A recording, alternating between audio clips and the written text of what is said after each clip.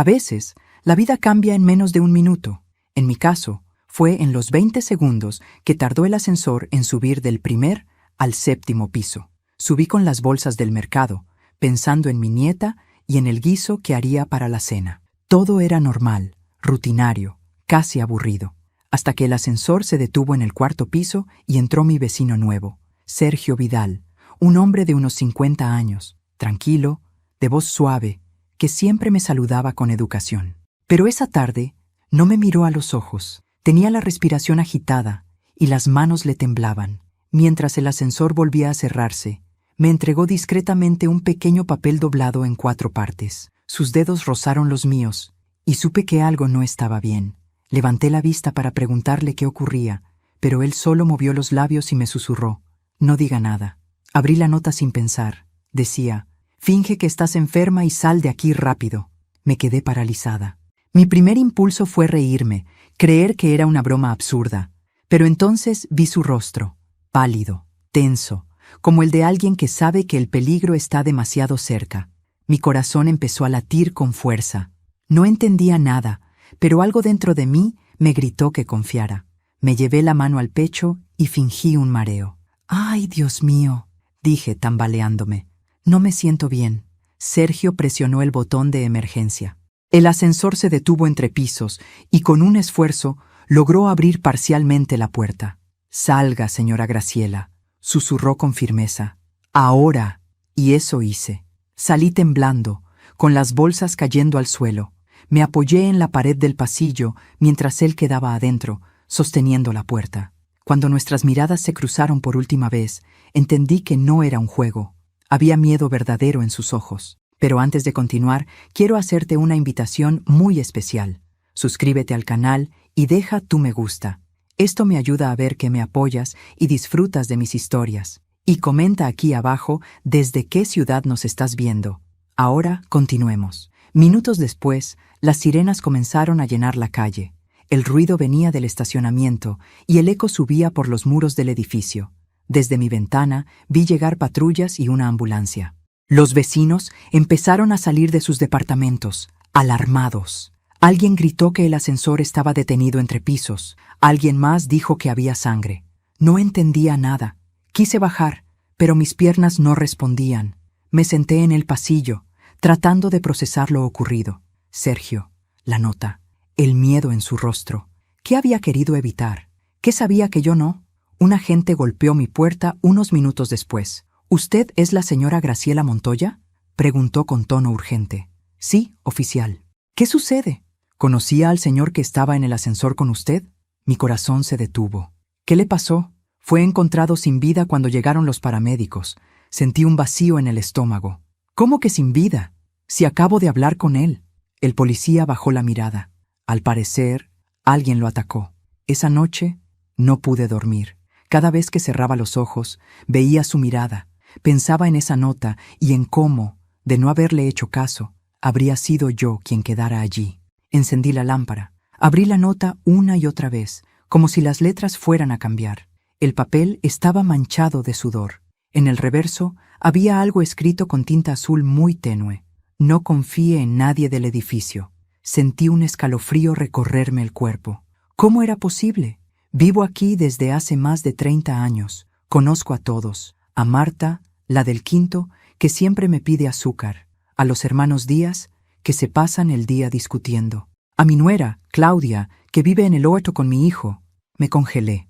Mi nuera, la misma que hacía una semana había discutido conmigo por una vieja herencia. A la mañana siguiente, la policía volvió a interrogarme. Querían saber por qué Sergio me había entregado esa nota. No supe qué decir. Tal vez se confundió. Tal vez pensó que yo era otra persona, pero en el fondo sabía que no. Él sabía exactamente quién era yo. Cuando el oficial se fue, me quedé sola en la sala. El ascensor seguía averiado y el silencio del edificio era insoportable. Tomé una decisión. No iba a quedarme esperando respuestas. Sergio había intentado salvarme por una razón. Y si esa razón tenía que ver con alguien dentro de estas paredes, entonces no iba a descansar hasta descubrir por qué alguien quería que yo no saliera viva de ese ascensor. Los días siguientes fueron una mezcla de silencio y susurros. El edificio entero parecía respirar distinto, como si las paredes retuvieran el eco de aquel crimen. Las puertas se cerraban más rápido, las cortinas se corrían con disimulo, y los ascensores, que antes eran el punto de encuentro entre vecinos, ahora se habían convertido en un lugar maldito. Cada vez que bajaba o subía por las escaleras, sentía las miradas clavadas en mi espalda. Algunos me saludaban con amabilidad fingida, otros simplemente apartaban la vista. Era como si todos supieran algo, menos yo. La policía había venido varias veces. Querían saber qué había pasado entre Sergio y yo. Les conté lo que recordaba, su mirada, la nota, el miedo. El agente principal, un hombre de rostro cansado, me escuchó con atención. ¿Y dice que no lo conocía?, preguntó. Apenas lo saludaba en el pasillo. Interesante, murmuró, revisando su libreta, porque encontramos su nombre escrito en una hoja dentro de su departamento. ¿Mi nombre?, pregunté sorprendida. ¿Está seguro? Graciela Montoya, 7º piso. Lo escribió junto a otros 2 nombres, pero los otros estaban tachados. No supe qué responder. El agente me observó unos segundos más y añadió: ¿Sabe usted si tenía enemigos? No, pero parece que yo sí tengo uno. Esa noche me costó dormir. El reloj marcaba las 2 de la madrugada cuando oí pasos en el pasillo. Me levanté en silencio y acerqué el oído a la puerta. Alguien estaba allí afuera, respirando. Sentí un nudo en la garganta. De pronto, algo cayó. Un pequeño sobre blanco se deslizó bajo la puerta. Esperé unos segundos antes de recogerlo. No tenía remitente. Lo abrí con manos temblorosas. Dentro había una hoja doblada y un recorte de periódico. El recorte hablaba del asesinato de un empresario envuelto en un escándalo financiero. En la hoja, con letra apurada, alguien había escrito: «Todo comenzó con la herencia de tu marido. No confíes en nadie». Dejé caer el papel. Mi marido, Eduardo Montoya, había muerto hace 6 años. La herencia había sido motivo de discusiones con mi hijo y con su esposa, Claudia. Ella había insistido en vender los terrenos familiares, pero yo me había negado. Esa disputa rompió la poca relación que teníamos. ¿Qué tiene que ver Eduardo con esto?, me pregunté en voz baja. A la mañana siguiente bajé al vestíbulo del edificio. Allí estaban los vecinos, reunidos como cuervos sobre un secreto. Marta, la del quinto, me miró con curiosidad. Graciela, ¿ya supiste? ¿Qué cosa? El hombre que murió en el ascensor era contador. Dicen que trabajaba para una mujer del 8º piso. Sentí un escalofrío. ¿Del 8º? Sí, Claudia Ríos. ¿No es tu nuera? No respondí. Solo asentí, intentando que no se notara el temblor en mis manos. Regresé a mi departamento con la mente girando. Sergio, la nota, el asesinato, el contador. Todo empezaba a conectarse, pero aún no entendía cómo. Esa tarde decidí ir al departamento de mi hijo. Daniel me recibió con una sonrisa cansada. «Mamá, qué sorpresa. Pasa, por favor». La casa estaba impecable, como siempre. Claudia, su esposa, apareció unos segundos después, vestida con una bata de seda, sonriendo con frialdad. «Qué gusto verte, suegra.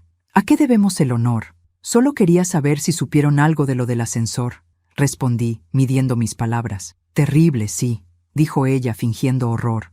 «Ese hombre era mi contador». Me quedé helada. ¿Tu contador? Sí. Me llevaba algunos asuntos, cosas menores, nada importante. Dijo eso mientras evitaba mirarme a los ojos. Daniel intervino. «Mamá, no empieces, por favor». «No empiezo nada, hijo. Solo pregunto». «De verdad, no hay nada raro», añadió Claudia, sonriendo. «Ese hombre tenía enemigos. No me sorprende que haya terminado así». Me despedí rápido, con el corazón acelerado. No sabía si era mi imaginación, pero había algo en su tono, una seguridad inquietante, como si supiera más de lo que decía. Esa noche, revisé los documentos viejos de mi esposo. En una de las carpetas encontré una hoja con un nombre subrayado: Sergio Vidal, el mismo hombre que me había entregado la nota, y en el margen la letra de mi marido había escrito: «Contactar si algo me pasa». Se me heló la sangre. ¿Sergio conocía a Eduardo? ¿Me estaba cuidando por encargo de mi propio esposo? ¿Y Claudia? ¿Qué papel jugaba en todo esto? A medianoche decidí salir al pasillo. No podía dormir.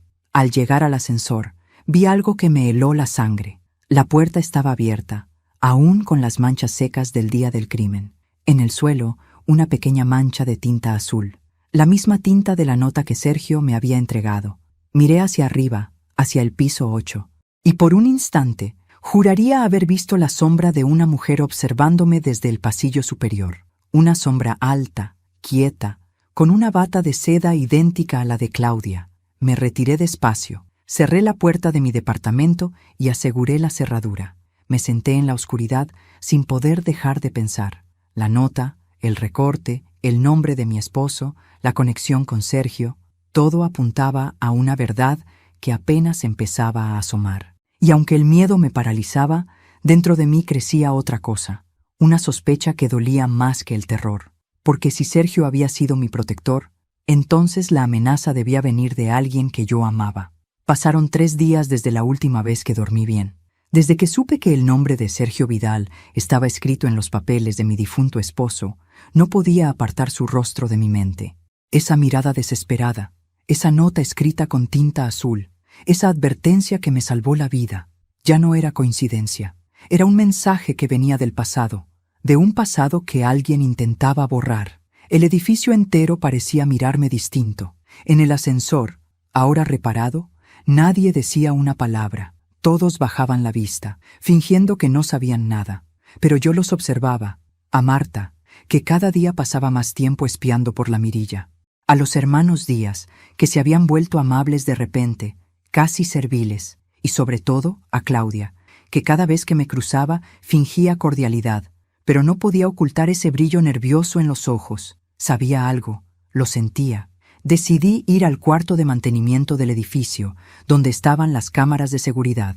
Conocía al encargado, Luciano, un joven de 20 y tantos años, callado y servicial. Cuando le pedí que me mostrara las grabaciones del día del asesinato, dudó. «No sé si debería hacerlo, señora Graciela». «Mira, hijo», le dije con voz baja, «ese hombre me salvó la vida. Solo necesito entender por qué». Luciano asintió, cerró la puerta, encendió la pantalla y comenzó a reproducir las imágenes. El video mostraba el pasillo del 4º piso. Sergio entraba al ascensor, luego yo, y después, nada. La grabación se detenía justo antes de que él me entregara la nota. «¿Ves?», dijo Luciano. «Hay un corte de 5 minutos. ¿Y quién puede acceder a esas grabaciones? Solo el administrador y, bueno, algunos propietarios, si lo piden con autorización». «¿Propietarios como quién?» «Por ejemplo, la señora Claudia Ríos». El corazón me dio un vuelco. ¿Mi nuera? Sí. Pidió acceso hace 2 semanas para revisar un supuesto robo en su departamento. No dije nada. Luciano siguió buscando entre los archivos y encontró algo más. «Mire esto», dijo, ampliando la imagen. En el pasillo del 8º piso, apenas 1 hora antes del crimen, se veía a Claudia entrando al edificio con un bolso grande de color negro. 10 minutos después, salía corriendo. «¿Podrías hacerme una copia de esto?», le pedí. «Por supuesto. Pero tenga cuidado, señora. No todos en este edificio son lo que parecen». Esa tarde regresé a casa con la memoria USB en el bolsillo. La miraba como si fuera una bomba de tiempo, la prueba de que algo terrible había estado frente a mí sin que lo viera.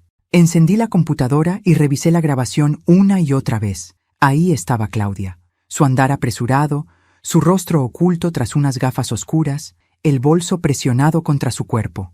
Y algo más. Cuando salía del edificio, miraba hacia arriba, hacia mi ventana. El miedo se mezclaba con la ira. Si Sergio estaba conectado con mi esposo y Claudia había estado en el edificio ese día, entonces no había sido un asesinato al azar. Había sido una advertencia fallida. Y yo había sido el blanco original. Decidí guardar las pruebas en un sobre sellado, junto con la nota que Sergio me había dado. Las escondí en el doble fondo de un cajón. Pero esa noche, alguien entró en mi departamento. El ruido me despertó cerca de las 2 de la mañana. Era un sonido leve, casi imperceptible, el crujir del parquet en la sala. Me levanté sin encender la luz, descalza, con el corazón latiendo a 1000. Desde la penumbra, vi una sombra moverse cerca del escritorio. No podía distinguir quién era, pero vi su silueta, delgada, femenina, y en su mano brillaba algo metálico, una llave. Me escondí detrás de la puerta y esperé. La sombra abrió el cajón, rebuscó con torpeza y luego salió apresuradamente. Cuando me atreví a mirar, el sobre había desaparecido. Salí al pasillo, pero ya no había nadie, solo el olor de un perfume caro. el mismo que Claudia usaba desde que se casó con mi hijo. A la mañana siguiente, la llamé. «Claudia, necesito hablar contigo», le dije con calma. «¿Ahora? Estoy ocupada. Será rápido. Es sobre Sergio». Hubo un silencio al otro lado del teléfono. «¿Qué tiene que ver conmigo ese hombre?», preguntó con voz tensa. «Tú dime», cortó la llamada. Esa noche, el miedo se convirtió en determinación. Si alguien había robado las pruebas, significaba que tenía razón. Significaba que alguien temía lo que yo sabía. Y esa persona no solo quería borrar huellas, quería borrar mi voz. Volví a llamar a Luciano. «Necesito que copies todo el sistema completo, las grabaciones de las últimas 3 semanas», le pedí. «¿Qué está pasando, señora?». «Lo mismo que pasa cuando la verdad empieza a salir a la luz. El miedo cambia de dueño». A las pocas horas, recibí un mensaje anónimo en mi celular. «No busque más. Su curiosidad la va a matar, igual que a Sergio». El número era desconocido. Miré la pantalla con las manos temblando. Sentí como una corriente helada me recorría el cuerpo. Borré el mensaje y apagué el teléfono. Me quedé mirando por la ventana, hacia el piso 8, donde la luz del departamento de Claudia seguía encendida. Detrás de esa ventana, sabía que alguien me observaba también. Alguien que ya no temía ensuciarse las manos. Y esa noche lo decidí. Si querían silenciarme, iban a tener que escucharme gritar primero. La verdad no llega de golpe. Se filtra, lenta, como el agua por una grieta, hasta que finalmente lo empapa todo. Y cuando ya es demasiado tarde para detenerla, te das cuenta de que aquello que creías tu vida era, en realidad, un escenario donde otros movían los hilos. Después del mensaje anónimo, supe que no podía confiar en nadie. Claudia no contestó mis llamadas. Daniel, mi hijo, seguía sin sospechar nada. Y Sergio seguía muerto. Pero en cada rincón de esta casa, algo me decía que su historia aún no había terminado. Esa mañana fui a la biblioteca de mi esposo. Desde su muerte, no había vuelto a entrar allí. El aire olía a papel viejo y madera. En su escritorio, cubierto con una capa de polvo, había carpetas con su letra inconfundible. Las abrí una a una, hasta que encontré un sobre cerrado con mi nombre. «Graciela, si algo me pasa, busca a Sergio Vidal. Es el único en quien confío». Sentí un escalofrío. Todo estaba conectado. Eduardo lo había conocido, quizá incluso trabajado con él. ¿Pero en qué? Entre los documentos hallé una carpeta más gruesa, marcada con un nombre que ya empezaba a odiar: Claudia Ríos. Dentro había copias de contratos, transferencias y fotografías. Y allí, por fin, la verdad comenzó a tomar forma. Mi marido había descubierto, antes de morir, que Claudia y su familia habían usado empresas fantasmas para desviar dinero de los bienes familiares. Sergio, que entonces trabajaba como auditor, había sido su colaborador en secreto. Cuando Eduardo enfermó, quiso denunciar todo, pero no alcanzó a hacerlo. Murió en un accidente de auto, del que ahora empezaba a dudar. La rabia me recorrió el cuerpo como fuego.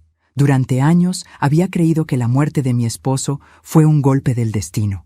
Pero ahora comprendía que alguien lo había empujado a ese destino. Claudia, la mujer que se casó con mi hijo por conveniencia, la que sonreía mientras me robaba, la que tal vez mató a mi esposo y luego quiso deshacerse de mí. Me temblaban las manos. Por un momento el odio me nubló la vista, pero respiré hondo.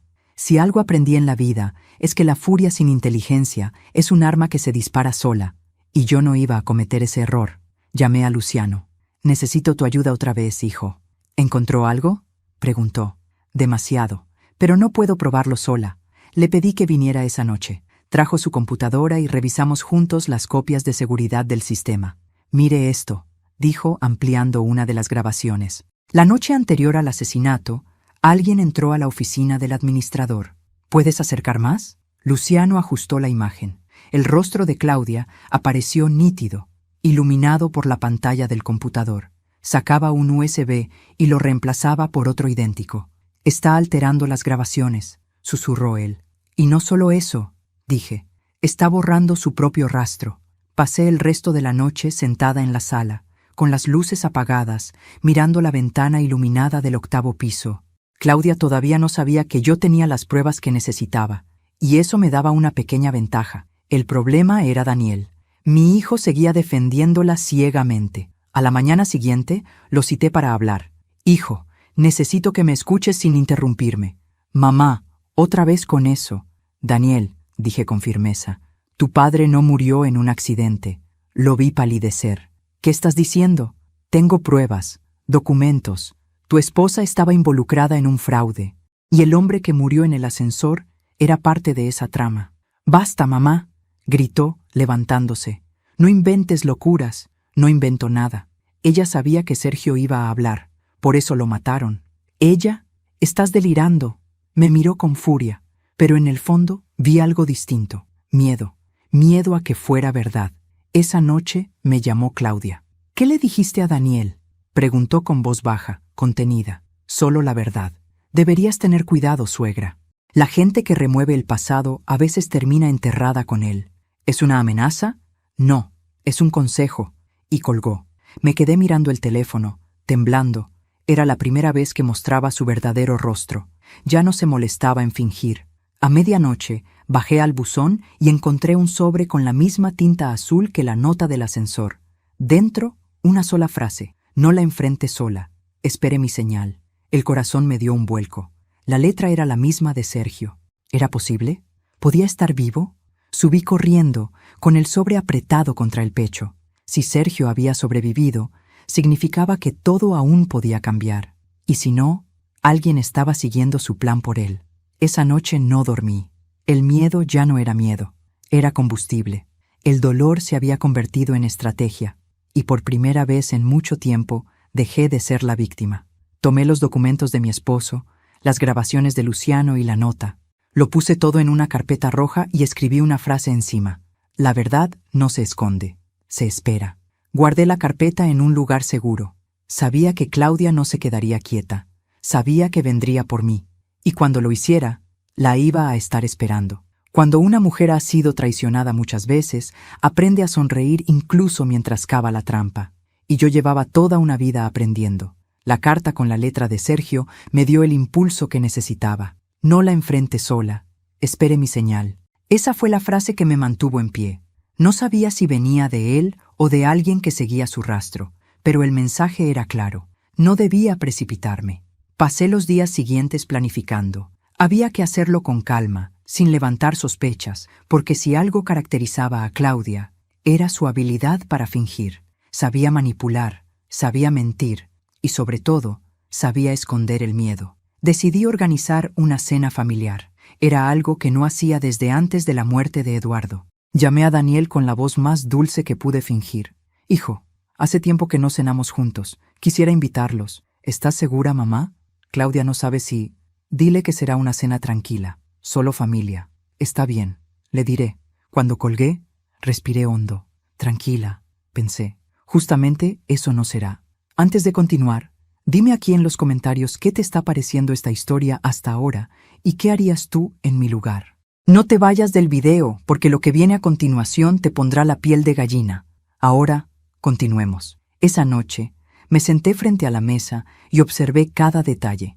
Mantel blanco, copas limpias, velas encendidas. Nada debía parecer fuera de lo normal, pero bajo el mantel, en una carpeta negra, descansaban las pruebas, los documentos que mi marido había guardado, las fotos, las grabaciones y las copias que Luciano había recuperado del sistema. Cuando escuché el timbre, mi corazón dio un salto. Daniel entró primero, sonriendo. Detrás, Claudia, con su vestido rojo y esa mirada calculada que siempre me recordaba a un gato observando a su presa. «Qué lindo todo, suegra», dijo, rozando con los dedos la vajilla. No sabía que aún tenía ganas de celebrar algo. «Siempre hay algo que celebrar, hija», respondí, sobre todo cuando las máscaras empiezan a caerse. Ella sonrió, sin entender, aún. El invitado especial llegó unos minutos después, Luciano. «¿Y este quién es?», preguntó Claudia con tono molesto. «Un amigo de la familia», dije. «Me ha ayudado mucho últimamente». Luciano saludó cortésmente y se sentó a mi lado. El ambiente era espeso. Daniel intentaba romper el hielo con banalidades, pero la tensión se podía cortar con un cuchillo. Comenzamos a cenar. Entre bocados y miradas, yo esperaba el momento justo. Cuando Claudia sirvió el vino, vi sus manos temblar apenas. Era mínima la señal, pero para mí fue suficiente. Sabía que algo la inquietaba. Quizá intuía que ya no controlaba el tablero. Daniel, dije en voz alta, fingiendo una sonrisa. ¿Recuerdas al hombre del ascensor? Él asintió, incómodo. ¿Por qué lo mencionas? Porque me he enterado de algo interesante. Saqué del cajón la carpeta negra y la puse sobre la mesa. Claudia palideció. ¿Qué es eso?, preguntó. La verdad, respondí. Luciano encendió su computadora portátil y proyectó en la pared una imagen, una de las grabaciones recuperadas. En ella se veía claramente a Claudia entrando al cuarto de mantenimiento, reemplazando un USB. Daniel se levantó de golpe. ¿Qué significa esto? Que alguien, respondí, borró las grabaciones que podían demostrar quién mató a Sergio Vidal. Claudia intentó mantener la calma. No sé de qué hablan. Claro que lo sabes, dije, firme. Sergio trabajó con Eduardo. Y cuando tu suegro descubrió tus fraudes, lo hiciste callar. El silencio cayó como un martillazo. Daniel se llevó las manos a la cabeza. Claudia, dime que no es cierto. Por supuesto que no, gritó. Esa grabación es falsa. Luciano la miró sin pestañear. Podría ser, si no fuera porque también tengo los archivos financieros que ella modificó y las transferencias a su nombre. Claudia perdió el color. Intentó levantarse, pero Daniel la detuvo. ¿Qué hiciste, Claudia? Ella no respondió. Solo empezó a llorar, cubriéndose el rostro con las manos. Yo la observé en silencio. No sentí alivio ni triunfo, solo una tristeza profunda. Había amado a esa mujer como a una hija, y ella me había devuelto veneno. Pero la justicia, aunque tarde, llega. El teléfono de la sala sonó de pronto. Luciano contestó y me lo pasó. Para usted, señora. Al otro lado, una voz desconocida dijo, ya está hecho. El expediente fue entregado. Ella no saldrá del país. Colgué sin decir palabra. Claudia me miró aterrada. ¿Qué hiciste? Nada que no merezcas, respondí. Solo devolví el favor que me diste en el ascensor. Daniel, en shock, se dejó caer en la silla. Claudia comenzó a gritarle que todo era mentira, que yo la estaba manipulando, que lo perdería todo. Pero él ya no la escuchaba. Solo repetía, tú lo mataste, tú lo mataste. Ella se derrumbó, llorando, y en ese momento supe que había terminado. Esa noche, cuando se la llevaron los agentes, el edificio entero salió al pasillo. Nadie decía nada. Solo observaban cómo la mujer del vestido rojo bajaba las escaleras esposada. Luciano se acercó y me dijo, «Hizo lo correcto, señora». «No», respondí. «Hice lo necesario». Cuando cerraron la puerta y el silencio volvió, miré al techo, a las cámaras y susurré, «Gracias, Sergio», porque aunque nunca volví a verlo, entendí que él fue la primera ficha en un plan que empezó mucho antes de que yo lo supiera. Pasaron 3 días desde la noche de la cena. 3 días en los que no dormí, no comí y apenas hablé con nadie. El edificio, antes lleno de murmullos, ahora parecía respirar en silencio. Nadie mencionaba el nombre de Claudia. Nadie se atrevía. Pero su sombra seguía allí, flotando en el aire como un perfume que no se va. Daniel no volvió a casa. Lo entendía. Necesitaba tiempo para digerir que la mujer con la que compartió una década había sido capaz de tanto. Y yo, aunque no lo decía en voz alta, también necesitaba asimilar que la persona que más daño me había hecho seguía viva y quería verme. La llamada llegó una tarde, cuando el cielo se pintaba de gris. ¿La señora Graciela Montoya?, preguntó una voz firme al otro lado. Sí, la interna Claudia Ríos solicita verla. Está bajo custodia preventiva. ¿Verme? ¿Para qué? Dice que tiene algo que confesarle. Por un momento pensé en negarme. No le debía nada. Pero algo en mi interior me impulsó a aceptar. Quizás necesitaba escucharla decirlo. Quizás, en el fondo, quería mirar al monstruo a los ojos y comprobar que, efectivamente, había sido humano alguna vez. El centro de detención olía a humedad y desinfectante. El eco de las puertas metálicas se mezclaba con el murmullo lejano de las custodias. Cuando me guiaron hasta la sala de visitas, la vi detrás del vidrio, pálida, despeinada, sin maquillaje. Su mirada, antes altiva, ahora era un pozo vacío. Por un segundo sentí lástima. Solo un segundo. «Gracias por venir», dijo, tomando el teléfono. «No vine por ti, Claudia», respondí. «Vine por la verdad». Ella bajó la mirada y respiró hondo. «No maté a Sergio», dijo de pronto. Me quedé en silencio. «¿Qué? Escúchame. No lo maté yo. ¿Y quieres que crea eso?» Fue Daniel. El mundo pareció detenerse. «¿Qué estás diciendo?», susurré. «Sergio sabía cosas sobre mí». «Sí, pero también sabía cosas sobre tu hijo». «No», grité. ¡Eso es mentira! No, Graciela. Tu hijo se asustó. Pensó que si Sergio hablaba, toda la familia quedaría manchada. Lo enfrentó en el ascensor. Se pelearon.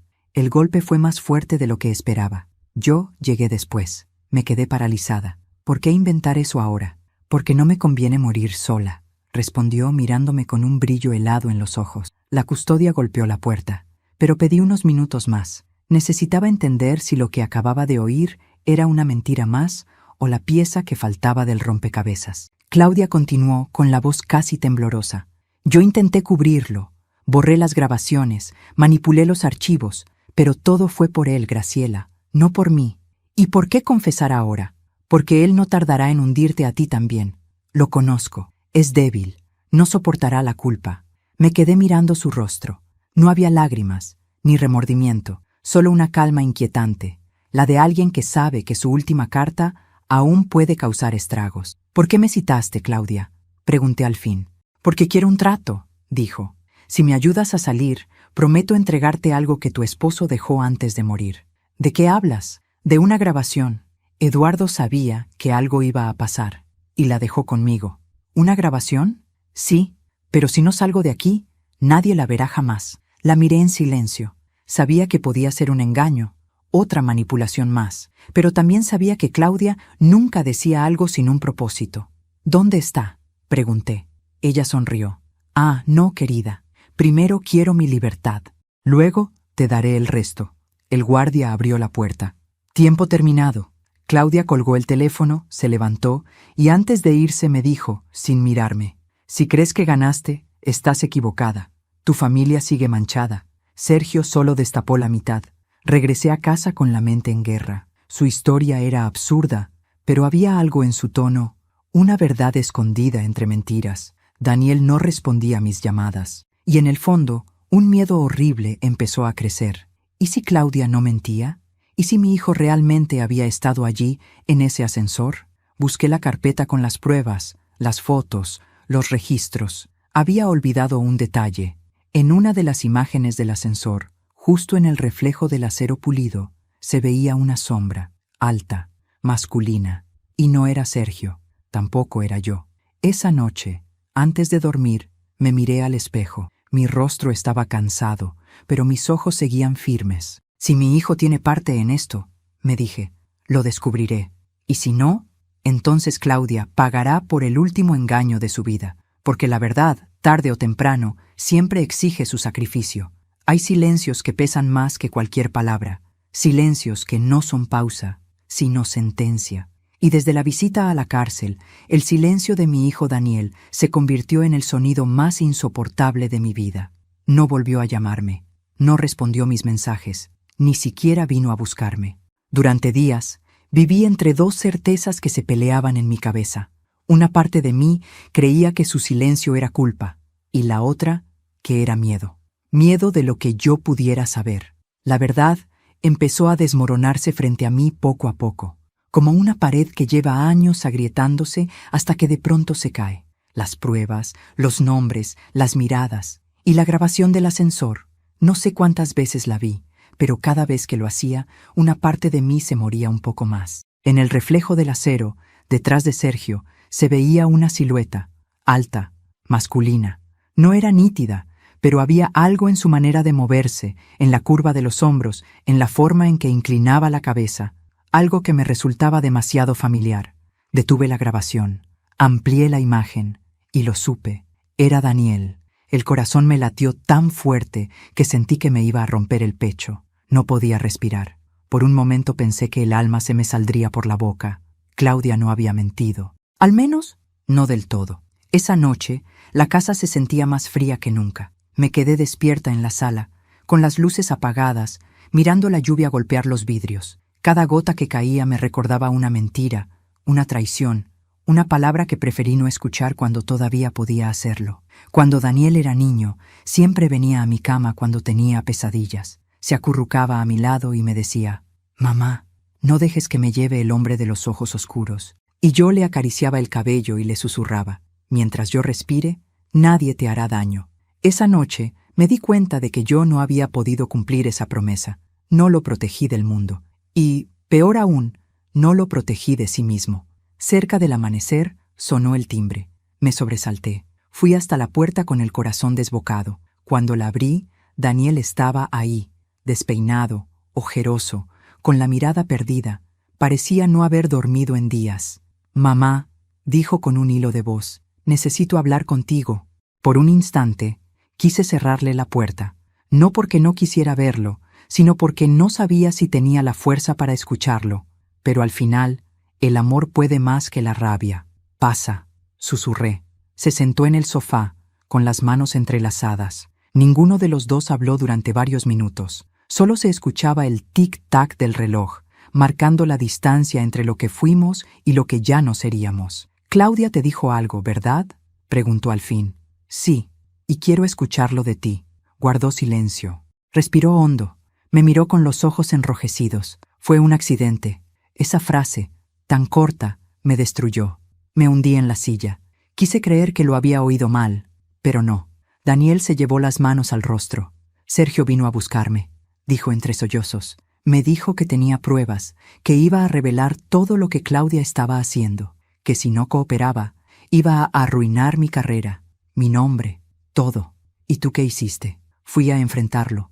Contó que lo esperó en el ascensor, que discutieron, que Sergio le dijo que tenía información que podía hundirnos a todos. Yo estaba furioso, mamá.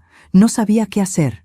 «¿Y entonces?», pregunté, apenas conteniendo las lágrimas. Me empujó, y yo lo empujé también. Se golpeó la cabeza. Cayó. No se movía. La voz se le quebró.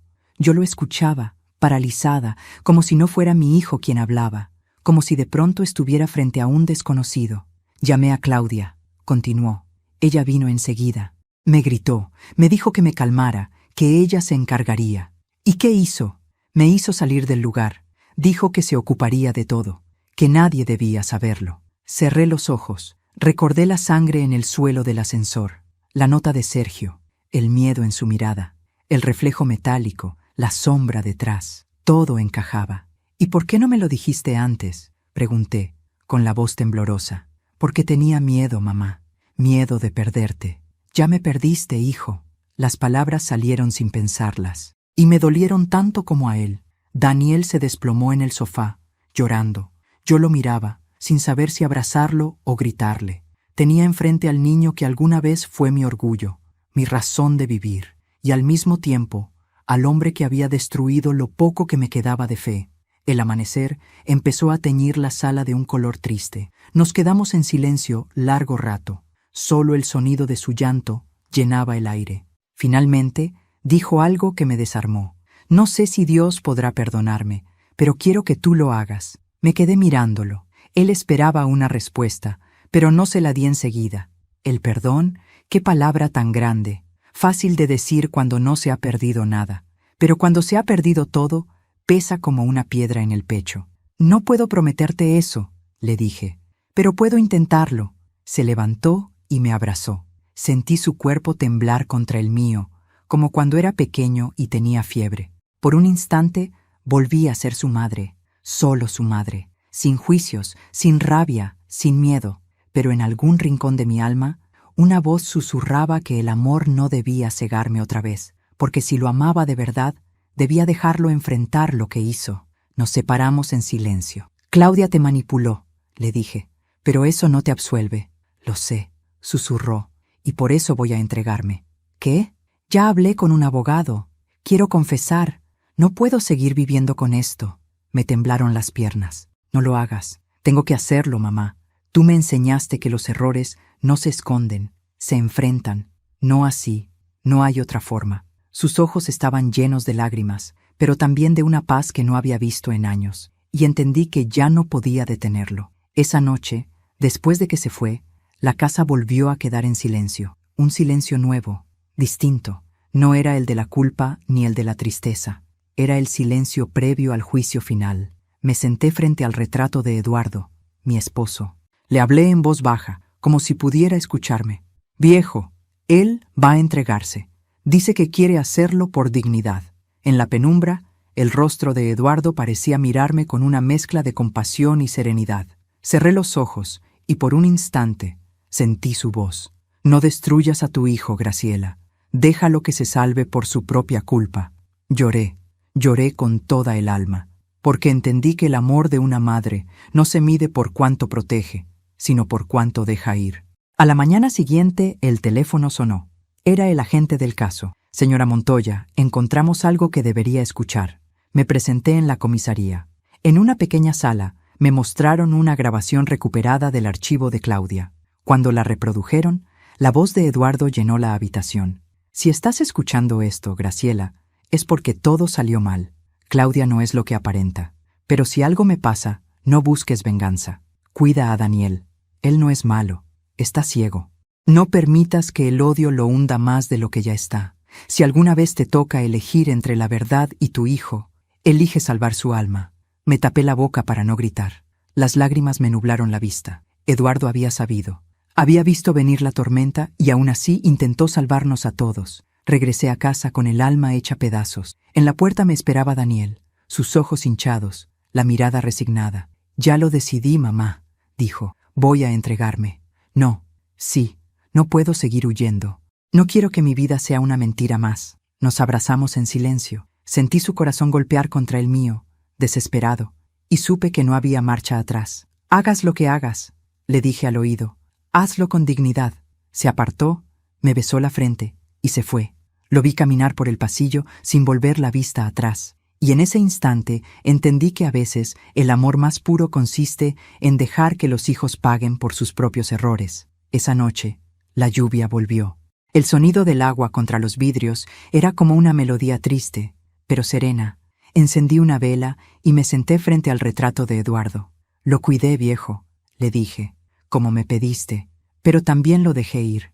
La llama titiló suavemente, como si me respondiera, y entonces lo comprendí todo. La redención no siempre viene con gloria ni con absolución. A veces llega en silencio, en forma de entrega, en la aceptación de que nadie escapa de su propia sombra. Me levanté, abrí la ventana y dejé que entrara el aire fresco de la madrugada. Respiré profundo. Por primera vez en mucho tiempo sentí paz, porque entendí que el perdón no borra el dolor, pero te permite vivir sin que te consuma. Y esa noche, mientras la ciudad dormía, me di cuenta de que yo también estaba lista para empezar de nuevo. Dicen que la verdad llega siempre tarde, pero lo que nadie te dice es qué hacer cuando por fin llega. Porque cuando la verdad toca la puerta, no trae alivio, trae consecuencias. La mañana después de que Daniel se entregara, desperté con una sensación extraña. No era tristeza ni alivio. Era como si, por primera vez en años, mi alma tuviera espacio para respirar. Sin embargo, la paz era incompleta, porque aún faltaba entender qué había pasado realmente en ese ascensor. ¿Por qué Sergio me había dejado aquella nota? ¿Y por qué, incluso después de muerto, seguía sintiendo que él me protegía? Esa tarde, mientras ordenaba el escritorio de Eduardo, encontré un pequeño llavero de metal con el nombre Vidal grabado en el reverso. Era tan simple que al principio no le di importancia, pero algo en mi interior me hizo girarlo. En la parte interna había una ranura diminuta. Metí una aguja y saltó una tapa escondida. Dentro, una tarjeta de memoria. La encendí en la computadora. Había un solo archivo, sin nombre. Le di clic. La pantalla se llenó con una grabación borrosa, tomada con una cámara de seguridad. Aparecía mi esposo, Eduardo, sentado en su despacho. A su lado, un hombre joven, de unos 40 años, con barba rala y ojos cansados. Era Sergio Vidal. «Eduardo, si me pasa algo, quiero que esta grabación llegue a mi esposa. Ella debe saber la verdad. Sergio, ¿está seguro, don Eduardo? Si esto sale a la luz, su nuera no será la única implicada». Eduardo, «Lo sé, pero ya no puedo seguir callando. Claudia no está sola, hay alguien más». Sergio, «¿Quién?» Eduardo, suspira. «Mi hijo». Me tapé la boca. El corazón me golpeó con tanta fuerza que tuve que sentarme. Seguí mirando. Eduardo, Daniel firmó documentos sin saber lo que hacía. Ella lo usó, pero si esto continúa, terminará arruinando su vida. Si tú puedes proteger a Graciela y a él, hazlo. Sergio, haré lo que pueda, pero si algo le ocurre, sabrán que fue ella. Eduardo, y si yo muero, dile a Graciela que no fue un accidente. El video se cortó. Me quedé mirando la pantalla durante varios minutos, incapaz de moverme. Sergio había sido el guardián de mi esposo, y después, el mío. Él sabía lo que estaba por pasar, y me dejó aquella nota no solo para salvarme de Claudia, sino también de mi propio hijo. Esa noche volví al edificio del ascensor. Necesitaba mirar ese lugar una última vez. El administrador me permitió pasar, aunque ya lo habían sellado. El pasillo estaba vacío. Las luces parpadeaban con un zumbido suave. El ascensor permanecía cerrado, pero la sangre, ya seca, seguía marcando el suelo como una cicatriz. Me arrodillé frente a la puerta y apoyé la frente contra el metal frío. «Gracias, Sergio», susurré, porque ahora entendía todo. 10 minutos después de que me entregó la nota, cuando salí corriendo de allí fingiendo estar enferma, él no bajó solo. Reproduje en mi mente la escena como si estuviera ocurriendo otra vez. El ascensor se cerró. Sergio quedó dentro. Daniel, nervioso, lo esperaba abajo. Discutieron. Sergio trató de protegerme y de advertirle. Daniel, cegado por el miedo, lo empujó. Sergio cayó. Y cuando Claudia llegó, ya era tarde. Ella aprovechó la tragedia para borrar pruebas, manipular grabaciones, eliminar rastros. Y durante todo ese tiempo, yo, ciega por la rabia, la odié sin saber que, en el fondo, ella solo había encubierto el pecado de mi propio hijo. El día siguiente, amaneció con un cielo gris. Recibí una llamada del fiscal. «Señora Montoya, su hijo confesó parcialmente. Dijo que fue un accidente, que no hubo intención. ¿Y qué pasará con él? El juez lo decidirá. Pero sus declaraciones ayudaron a esclarecer la red de corrupción. Gracias a usted, el caso se cerrará con justicia». Colgué el teléfono sin decir nada. Justicia. Qué palabra tan vacía cuando ya se ha perdido todo. Las semanas siguientes fueron un desfile de periodistas, abogados y vecinos curiosos. El edificio se llenó de rumores. Algunos decían que había una maldición. Otros, que la vieja del 7º piso, yo, era una bruja vengativa. Aprendí a no escuchar. La gente siempre busca entretenimiento en el dolor ajeno. Pero una mañana, al bajar al buzón, encontré un sobre sin remitente. Dentro había una sola hoja. «Gracias por creer en mí hasta el final. S». No pude evitar sonreír. Era su letra, temblorosa, apurada, pero inconfundible. No sabía si la había dejado antes de morir o si alguien la había puesto allí en su nombre. Pero en el fondo no importaba. Era el cierre que necesitaba. Con el tiempo, Daniel fue condenado a una pena reducida. El juez consideró que no hubo intención de matar. Yo asistí al juicio cada día, sentada en la última fila. No para juzgarlo, sino para acompañarlo, aunque él no siempre se atrevía a mirarme. Durante su última declaración, dijo algo que me hizo llorar. «No pido clemencia, solo quiero que mi madre sepa que todo lo que soy, lo bueno y lo malo, lo aprendí de ella». Y por primera vez en meses, sonreí, porque en medio de tanto dolor, esas palabras fueron mi redención. Cuando salió de prisión, 2 años después, vino a verme. Había envejecido, pero sus ojos tenían una luz nueva, humilde. Nos abrazamos largo rato. No hablamos del pasado. Ya no hacía falta. El perdón había dejado de ser una palabra y se había convertido en un lugar donde ambos podíamos respirar. «¿Y ahora qué harás?», le pregunté. «Irme», respondió. «Empezar en otro lugar». Pero esta vez sin mentiras. «¿Y Claudia?». Pidió el divorcio desde la cárcel. «No quiero volver a saber de ella». Asentí en silencio. Cuando se fue, lo vi caminar por el pasillo del edificio, igual que aquella noche en que se entregó, solo que ahora ya no iba huyendo, iba buscando volver a vivir. Pasaron meses. El edificio, antes cargado de sombras, empezó a llenarse de vida. Nuevos vecinos, niños riendo en los pasillos, flores en las ventanas. Yo también empecé a salir más. Volví a la jardinería, a leer en el parque, a mirar los atardeceres sin sentir culpa. Una tarde, mientras podaba mis rosales, se me acercó una mujer joven. Tenía el cabello castaño y los ojos claros. «¿Usted es la señora Montoya?», preguntó. «Sí, soy la hija de Sergio Vidal». Me quedé sin palabras. «Mi padre hablaba mucho de usted», dijo con una sonrisa tímida. «Siempre decía que si algo le pasaba, yo debía venir a agradecerle». «¿Agradecerme?». «Sí, porque decía que usted representaba lo que él nunca tuvo, una conciencia limpia». Le tembló la voz. Yo le acaricié la mejilla. «No, hija, fue al revés. Él me enseñó a no rendirme. Ella me entregó una cajita pequeña. Esto era suyo. Lo guardó con su nombre. Dentro había un colgante de plata con una inscripción: 10 minutos pueden cambiar una vida. Y entonces lo entendí todo. Sergio había sabido que esos 10 minutos, entre que me entregó la nota y su muerte, serían el punto de quiebre de mi historia. 10 minutos para salir del ascensor, salvarme y empezar a descubrirlo todo. Esa noche encendí una vela por él, y por Eduardo, y por todos los silencios que habían terminado en gritos. Me senté frente a la ventana, mirando las luces de la ciudad, y pensé en lo que habíamos vivido, en cómo la vida puede torcerse con una sola decisión, en cómo el amor y la culpa pueden confundirse, y en cómo, a pesar de todo, siempre existe una forma de redimirse. A veces me preguntan si me arrepiento de haber destapado toda esta historia. Les digo que no, porque la verdad duele, sí, pero la mentira envenena lento.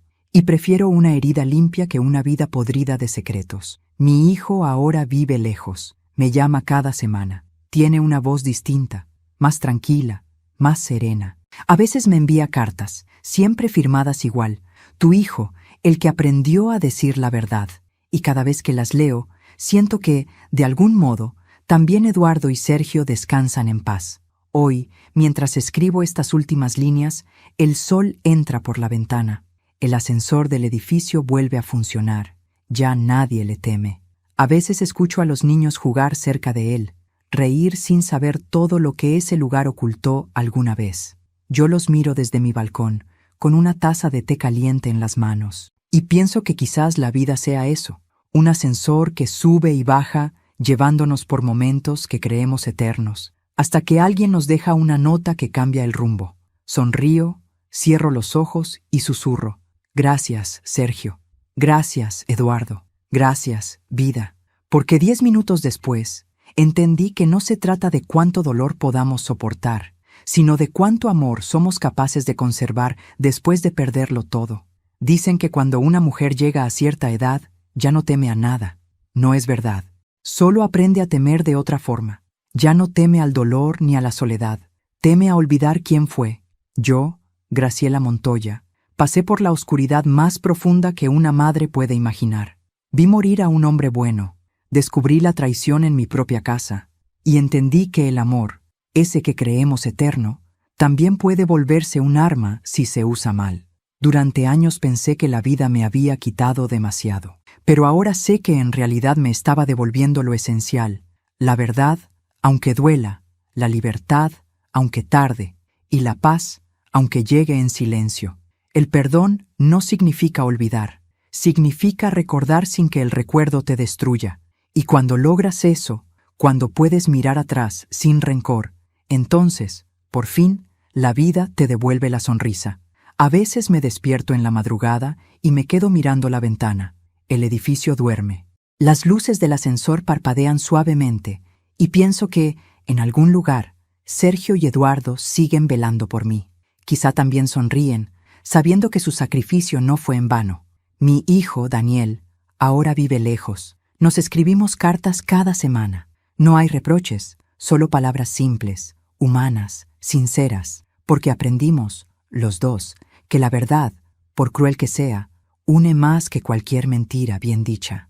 Y si algo puedo dejarte hoy, a ti que estás escuchando mi historia, es esta enseñanza: no dejes que el miedo te haga callar.